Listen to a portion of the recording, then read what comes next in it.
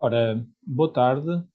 a todas e a todos. Eu venho hoje, mais uma vez, aqui ao meu canal, falar-vos dos meus mais dois recentes textos que eu publiquei em jornais relacionados com a sociologia, a política, a psicologia, portanto, um bocadinho neste xadrez das diferentes disciplinas. O primeiro texto que eu gostava de falar é um texto que eu publiquei na edição deste mês do jornal Le Monde Diplomatique, deste mês de junho de 2024, que se chama Os Caminhos para uma Intelectualidade Comprometida, e o segundo texto, que foi publicado no jornal Referência, chamando-se Os Traumas de uma Guerra, destacando aqui as questões da guerra que estamos a assistir hoje na Palestina e também na Ucrânia, focando a questão do trauma psicológico muito concretamente. Bom, quanto ao primeiro texto, eu acho que os dois textos estão relacionados, vocês podem encontrar este segundo texto, penso que disse, no jornal de referência, ele está disponível no meu site, portanto também o link para este texto, mas também se digitarem no Google o jornal de referência facilmente acederão a este conteúdo, e o primeiro artigo ainda está vedado, portanto, a assinantes do jornal Le Monde Diplomatique, mas podem consultar um trecho também se digitarem no Google ou em qualquer motor de busca o Le Monde Diplomatique, portanto, o jornal veio na edição de junho deste mês, portanto, exatamente neste mês de junho, vem a descrição, portanto, do meu texto, e podem aceder a um excerto que já, digamos assim, é uma pequena amostra do que eu trabalho nesse artigo, que podem encontrar comprando o jornal nas bancas, depois já está disponível. Bom, eu acho que estes dois textos estão relacionados. Eu, no texto os traumas de uma guerra, os traumas psicológicos de uma guerra, eu abordo um bocadinho a função do psicólogo e da psicologia nestas questões de lidar com as situações traumatizantes, mas faço a partir de uma perspectiva que vai além da questão do stress pós-traumático, e que propõe uma tentativa de descortinar as causas, as origens pré-traumáticas. E eu aqui socorro-me das concepções de trauma psicossocial, um conceito proposto por um psicólogo que muito me influenciou durante o meu trabalho e influencia na área comunitária, que é o Ignácio Martins Baró, um psicólogo salvadorenho, em que ele propõe que trauma psicossocial se deve afastar de um critério estritamente biomédico e deve propor uma deslocação do psicólogo na análise e na crítica do que está subjacente às questões da guerra. Eu tomo como exemplo estas duas guerras, a guerra na Ucrânia e a guerra na Palestina, como duas guerras que são sintomáticas do mal-estar generalizado que hoje vivemos, e que é necessário cada vez mais que o psicólogo e os restantes intelectuais, sociólogos, políticos, etc., se mobilizem no sentido de perceber o que é que está em causa com estas guerras, nomeadamente uma indústria bélica que tende, mais do que a propor a paz, a propor cada vez mais a guerra, e que é necessário perceber o que é que de geopolítico está a acontecer para que esta guerra se perpetue, nomeadamente uma perda significativa da influência do Ocidente nas decisões a nível geopolítico. Portanto, há um declínio do Ocidente, em particular dos Estados Unidos da América, na gestão da finança global, o que tem que se gerar, de certa forma, teatros de guerra, que são uma forma ou um pretexto para continuar a invasão e o imperialismo. E eu penso que o psicólogo deve estar atento também para estas questões pré-traumáticas, como digo,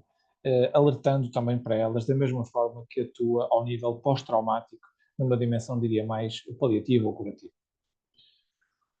O outro texto que eu publiquei no Le Monde Diplomatique, Os Caminhos para uma Intelectualidade Comprometida, é um bocadinho esta ideia que eu trago e exemplifico a partir destas duas guerras. Isto é, há uma necessidade hoje em dia do intelectual. Eu aqui tomo por intelectual não aquele que tem uma profissão pressupõe uma escolarização, uma, uma atividade, digamos assim, mais diferenciada relativamente a outros. Não, eu proponho o intelectual aquele que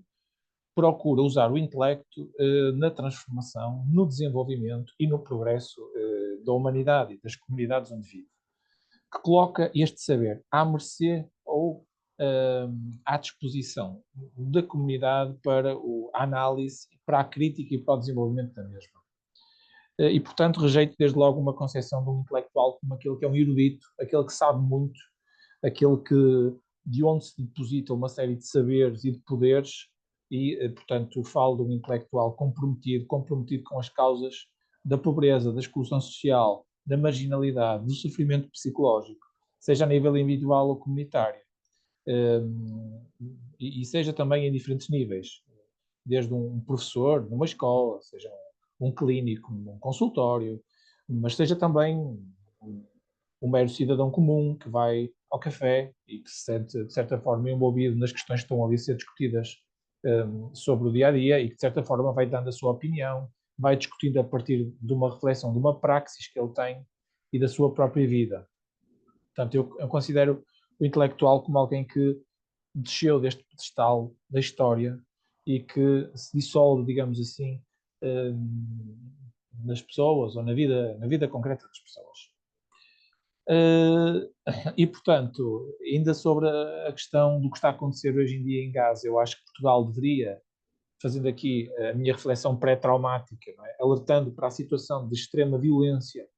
que a comunidade palestiniana está a viver nos dias de hoje, ainda